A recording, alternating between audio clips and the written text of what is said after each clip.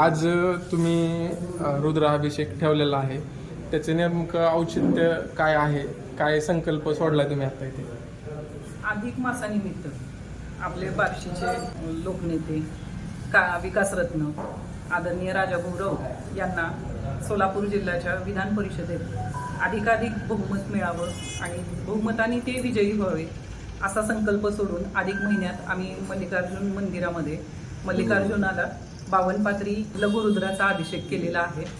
आणि याचं कारण फक्त अधिक महिना आणि आपल्या आदरणीय राजाभाऊंना अधिकाधिक बहुमत मिळावं हा उद्देश ठेवून ती पूजा केलेली आहे आणि त्याच्यासाठीच हा संकल्प सोडून अभिषेक केलेला आहे. सगळ्यांनाही वाटतंय की आपल्या बार्शी तालुक्याचे विकासरत्न विधान परिषदेवर यावेत, ही सगळ्यांची इच्छा आहेच आहे. देवानी तसा आशीर्वाद द्यावा यासाठी आम्ही प्रार्थना अभिषेक केलेला आहे.